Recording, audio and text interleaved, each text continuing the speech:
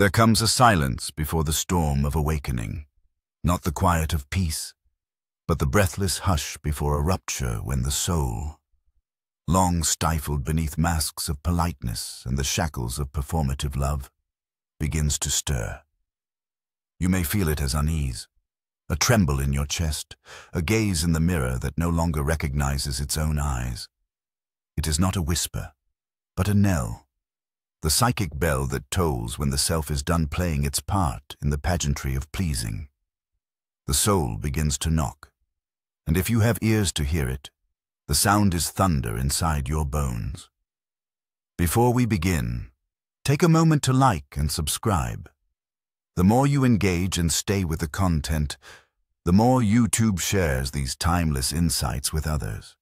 By doing so, you're not only helping this channel grow, but also spreading Carl Jung's transformative wisdom to those seeking meaning and inner truth. Let's dive into the depth of the psyche together. This call to return is not born of rebellion, but of remembering. For what is rebellion if not the refusal to keep exiling the sacred self? What we call energy is not merely stamina or momentum. It is a primal pulse, what Jung called the libido, the source of dreams, desire, intuition, longing.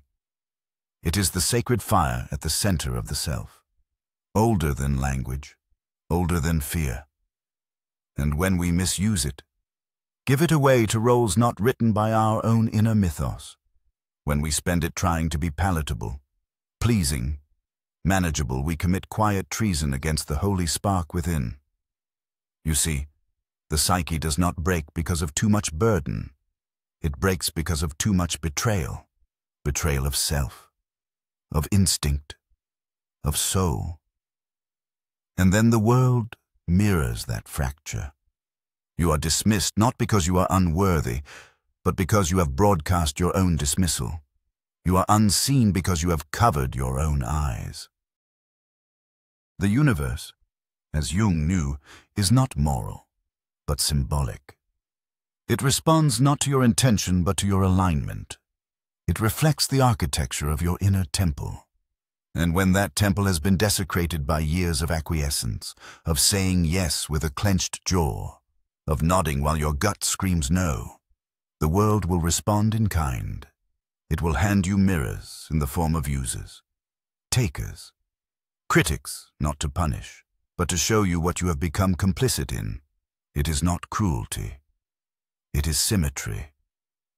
I have watched the weeping one's clients, friends, strangers in dreams speak of their confusion. Why do they not love me, they ask, as if love were a transaction of martyrdom. But beneath that sorrow is always a missing question. When did I stop loving the part of me that said enough? That moment, the first betrayal, is the wound. Everything after is reenactment. There is a guardian within you, a mythic gatekeeper who knows when you abandon your post. It does not shout. At first, it simmers. It tugs at your gut. It clouds your dreams. It makes your throat ache with unsaid truths. And then, when ignored too long, it storms. Anxiety, rage, fatigue, despair. These are not disorders. They are dispatches from the shadow, the dark twin of your light, the keeper of what you have exiled. The psyche does not punish. It calls. It calls until you remember. People do not respect appeasement. They recognize it as fear dressed as virtue. But they do respect the sovereign, not the cold, armored kind, but the one whose boundaries sing with clarity, whose yes is a full-bodied prayer and whose no is an act of devotion to inner order. Integrity is not perfection. It is psychic coherence. It is when the soul no longer whispers, "Help me," each time your mouth opens. Many of us learned early to contort for love, to become convenient, to abandon the wildness of our energy for the illusion of belonging. But the child who did this, she has not died. She lives in the body that flinches when you try to speak your truth. She lives in the exhaustion that greets you each morning. She waits, still. And when you finally come back to her, not with shame, but with reverence, she will give you back your voice. Let me share a dream. A woman once came to me, trembling. She spoke of a house she could not leave, a strange home with ornate walls and distant guests who never thanked her. She scrubbed floors that were never clean. She decorated rooms that no one entered. But then she found, beneath the stairs, a small wooden door. Inside it, a child with ink-stained fingers sat beside a glowing fire, drawing silently. The child looked up and said, "You remembered. The dream needs no decoding. The house is the life built for applause. The guests are those you've bled for without return. And the child, she is your unclaimed soul, radiant and unbroken. She does not want your performance. She wants your presence. Wholeness requires a death not of the body, but of the persona. The mask must crack. The smile that hides fury must fall, and that fall will feel like madness. The ego will rebel. The body will shake. You may lose friends, lovers, even identities you thought permanent. But in that sacred death, the real you emerges not as a product, but as a presence.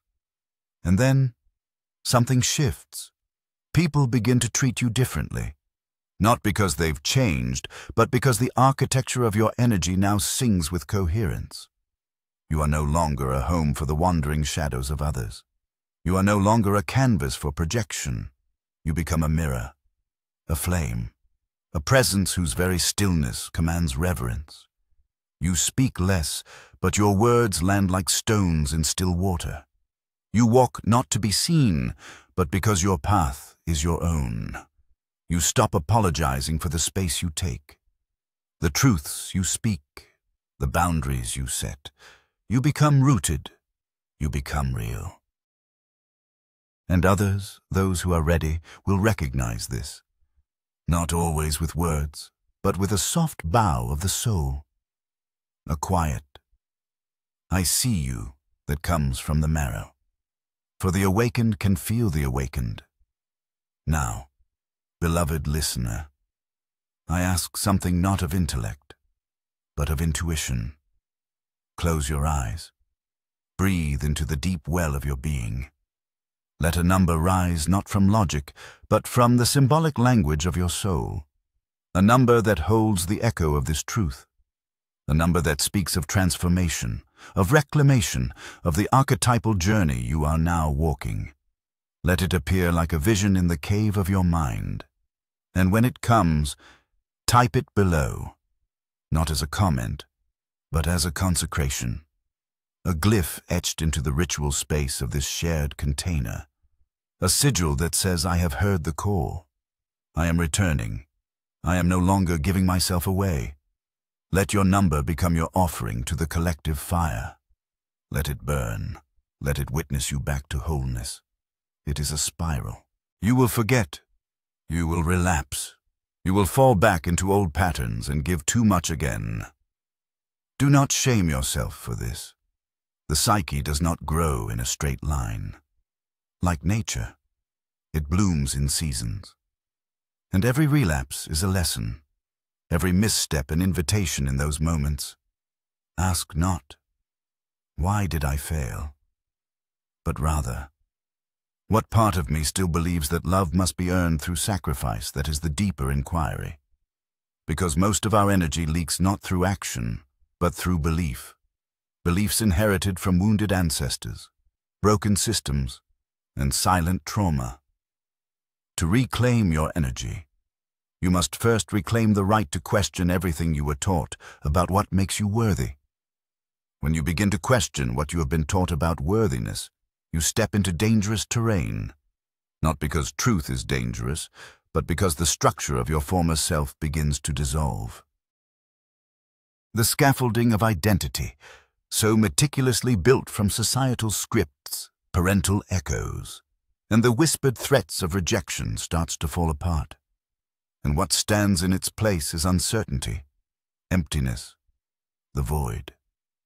But I say to you, Do not flee the void.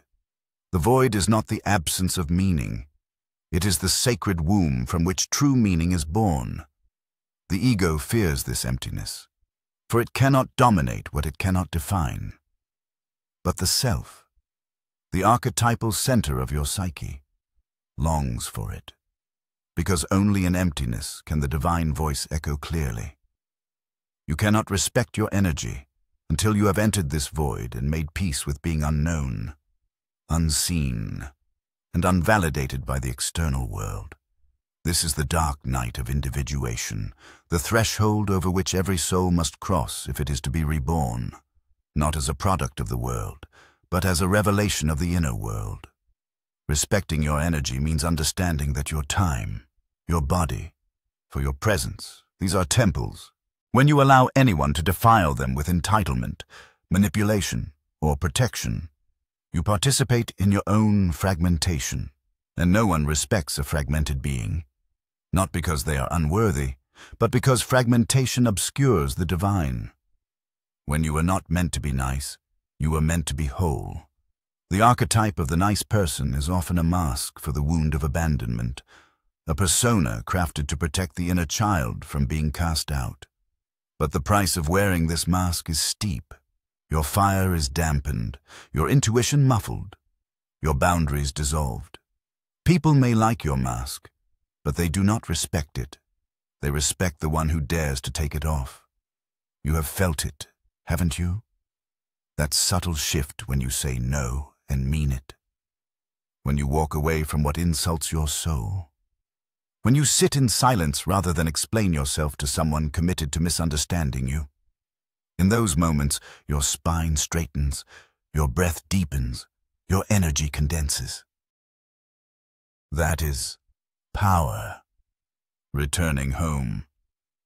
This is not aggression. This is not superiority. This is sovereignty. And when you begin to walk in sovereignty, the unconscious of others will respond in one of two ways. They will either rise to meet your clarity, or they will rebel against it. Not because you are wrong, but because your presence unsettles their own unhealed fragmentation. This, too, is not a curse. It is initiation, a refining fire. The moment when you must choose between belonging to others or belonging to yourself. The path of individuation demands this choice again and again. Not once, but many times. Each time deeper, each time costlier, but also each time holier. When you respect your energy, you begin to live in rhythm with your own unconscious. The dreams become clearer. The body becomes more honest. You feel the tension in your gut when something is not right, and you no longer override it. You hear the voice of the inner feminine or the inner masculine, the anima or animus, guiding you toward integration. The anima, when repressed, becomes seduction or passivity. The animus, when distorted, becomes domination or rigidity. But when honored, they become inner companions who reveal to you where your energy flows and where it leaks. Do you give your energy to fantasy, to savior complexes, to relationships that resemble ancient wounds rather than present love, that is the unconscious playing out its dramas, and every drama is an attempt to complete an old story, but the old story cannot be completed by reenactment. It can only be transcended through awareness. You must ask yourself, where in my life am I abandoning myself in the name of being good? That is where the leak is, and that is where the repair must begin. Let me share with you another dream given to me by a woman in the middle of her transformation. In her dream, she stood at a crossroads. To the left, a wide, bright path where everyone she knew was walking, smiling, inviting her to join to the right, a narrow path into the woods, dark and unfamiliar. She hesitated. Then a deer appeared at the entrance to the woods and looked her in the eye. She followed it, though afraid, and as she stepped into the trees, she heard the laughter of those behind her fade away, not in cruelty, but in distance. This is the moment of energetic sovereignty. The deer, that ancient symbol of soul gentleness, beckons you not towards violence, but towards silence, toward solitude, toward the sacred unknown. And though you may lose the comfort of the familiar, what you gain is the inner flame, the whisper of God, the archetypal truth that cannot be taught, only remembered. You will find, as you walk this path, that you no longer attract those who wish to take from you, not because they no longer exist, but because your frequency changes, the unconscious recognizes resonance. You no longer carry the pattern of sacrifice. So, the predators pass you by. You are no longer prey, not because you fight, but because you vibrate differently. Energy cannot lie. You may smile, perform, comply, but your energy reveals your truth, and others, even unconsciously, feel it. They treat you according to the story you carry in your nervous system. When that story says, "I am here to serve you at my own expense," the world responds accordingly. But when the story says, "I am Azovine, being whole, holy, and responsible for my own vitality," then the world either bows or disappears, and both are gifts. You must be willing to be alone, to be truly respected, not lonely alone. There is a difference. Loneliness is the ache of the unintegrated self. Aloneness is the glory of inner union. In that aloneness, you will find that your energy no longer scatters. It gathers, it deepens. You no longer seek stimulation, but nourishment. You no longer chase love, but cultivate presence. People feel this. They come not to extract, but to witness. Not to use, but to honor. This is the alchemy of self-respect, the philosopher's stone, the transmutation of wounded need into luminous being. But I warn you, the final temptation will come when the world begins to praise you for the very thing it once rejected. When those who ignored your boundaries now admire them. When those who took you for granted now seek your wisdom. The temptation is to return to the old self to be loved again. Do not fall for it. That love is not real. It is approval dressed in flattery. It is the serpent offering bread in the wilderness. Let it go. Let them go. And instead, turn inward again. Listen. The true self does not demand applause. It is content to burn quietly like a lamp in a cave, illuminating everything not for show, but for truth. There is a silence that comes after you begin living in alignment with your true energy. A silence not of absence, but of spaciousness. The noise of needing to prove, to chase, to please fate and in its place. You hear something ancient like the hum of the universe resonating in your chest. That silence is your sanctuary, and yet it is also where the final confrontation begins. For the unconscious is not content with a partial awakening. It will ask for your full attention. It will summon the forgotten parts, the orphaned archetypes, the rejected instincts. These do not return gently. They arrive like dreams that disturb your sleep, symptoms that pull you inward, or synchronicities that leave you unnerved. This is the stage I call integration.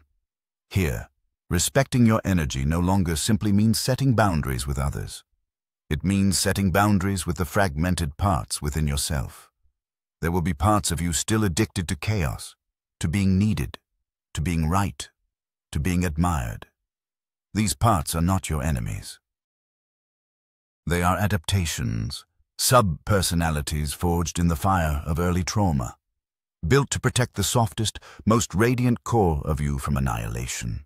And now, as your sovereignty emerges, they feel threatened. They fear irrelevance. So they protest. You must sit with them like a parent with a trembling child. You must say to them, "I no longer need you to perform for love.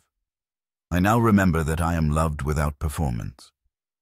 This inner work is subtle, invisible, and profound. The outer world may not see it, but it changes everything, because once you stop performing for energy and instead start embodying energy, you become unshakable. People no longer respect you because of what you give them. They respect you because of what you contain. There is an archetype that emerges at this level of awareness. The magician. The magician is the inner alchemist, the part of you who understands the law of transformation. The magician wastes nothing. Not pain, not rejection, not even shame. Everything becomes material for the inner flame. When you respect your energy, the magician awakens, and you begin to see how every moment, every encounter is an energetic exchange. You no longer ask, "What can I get from this?" but rather, "What does this cost my integrity?" That is the sacred calculus. From this place, people sense something in you that feels both mysterious and clear. You are no longer predictable. You are no longer reactive.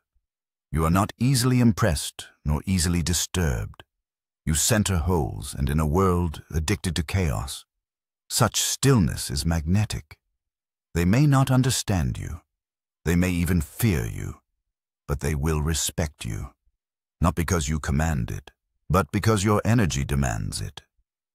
This is the deep paradox of spiritual respect. It comes not from seeking to be understood, but from becoming so fully yourself that misunderstanding no longer harms you. You are free, but let us not mistake freedom for detachment. True respect for energy is not cold, disconnected, or above others. It is profoundly intimate, because only when you are not drained, not fragmented, not overextended can you truly connect with presence, with reverence, with joy. A mother who respects her energy raises children not with resentment, but with delight. A leader who respects their energy guides not from ego, but from essence. A lover who respects their energy does not possess but witnesses. A teacher who respects their energy does not control, but a focus. This is the new alchemy, the shift from domination to resonance, from transaction to transformation. But to live in this way requires something rare in our modern age: the willingness to disappoint others. For every time you say yes to yourself, you will say no to an old agreement, an unspoken contract forged in your unconscious that said, "I will abandon myself if it keeps the peace." That peace was never peace. It was silence purchased with the currency of your vitality. And now the true peace begins. Not the absence of conflict, but the presence of coherence. Your inner world matches your outer expression. Your words match your body. Your yes matches your soul. This congruence, this energetic alignment is rare, and because it is rare, it is respected. Let me offer a final image. A dream, perhaps, or a metaphor encoded in the collective unconscious. You are standing in a field of mirrors. Each mirror reflects not your appearance, but your energy. Some are correct, some distort you, some absorb you. But in the center is a single mirror that reflects nothing until you look with your true eyes. And when you do, you see not just yourself, but the self, the divine core, the unfragmented flame. And in that reflection, you remember you were never here to be liked. You are here to become the one whose presence speaks without speaking, whose silence heals, whose no sets others free, whose energy sanctifies the space they enter. Not because it seeks attention, but because it no longer leaks. People only respect you when you start respecting your energy, because energy is truth. And when you live in truth, you don't just shift relationships, you shift reality. There is a moment, subtle yet seismic, when you begin to feel your own life returning to you, not as a possession, not as something to control or conquer, but as a sacred current you had once abandoned and now reclaim not with fists, but with breath. This moment is the culmination of everything I have said. It is not marked by applause, recognition, or even relief. It is quiet. It happens beneath the noise of identity, in the still pool of being, where the conscious and unconscious touch. When you respect your energy, you stop grasping.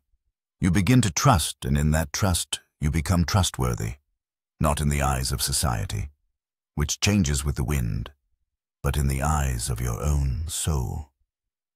That is the only witness that matters. Trust in the psychic realm is not a belief. It is a bond. It is a psychic contract between ego and self, between your surface personality and the ancient intelligence that moves beneath it. When that bond is restored, you walk differently. You make decisions not from panic, but from vision. You speak not to be heard, but to speak what is true and others feel it. You do not have to announce your transformation. In fact, you cannot. It is not language, but presence that speaks now. Your very being becomes transmission, a tuning fork that others either harmonize with or recoil from. This, too, is part of the mystery. As you rise into coherence, some will drift away, not because they are wrong or bad, but because they are no longer in resonance. You were once connected through mutual wounds, shared distortions, matching leaks now that you are whole. The cords unravel. Mourn them. Yes, but do not chase them. Let them go with gratitude, for they were the mirrors through which you saw your fracture, and now that you are whole, the mirror is no longer needed. To respect your energy is to respect your evolution, to accept that some parts of your life, some relationships, some roles were only ever meant to carry you to the threshold of awakening. They were not meant to stay. The ego resists this. It wants to preserve what has always been, but the self is not interested in preservation. The self is becoming. It is fluid. It is spiral. It is flame, and flame by nature must burn. And what it burns away is not love, not joy, not connection, but illusion, attachment for security in the ashes. Something glows: authenticity, not the shallow performance of being real, but the deep embodiment of your own psychic architecture. You are now the architect of your own inner temple. You no longer wait for others to give you permission to be alive. You are life. And from this place, this center, the respect you once begged for now flows toward you without effort. Not because people change, but because you are no longer willing to betray yourself to be seen. This is the final gate. The sacred refusal to shrink to silence, to scatter. You will still serve others. You will still love them, guide them, hold them, but now your service comes not from depletion, but from overflow. Your love no longer seeks to be completed. It radiates from completion. Your guidance does not demand to be followed. It invites and then releases. And your boundaries are your boundaries. They are no longer fences made of fear, but rivers made of rhythm. They flow naturally, instinctively. You do not need to explain them. You are them. This is the arrival not at perfection, but at presence.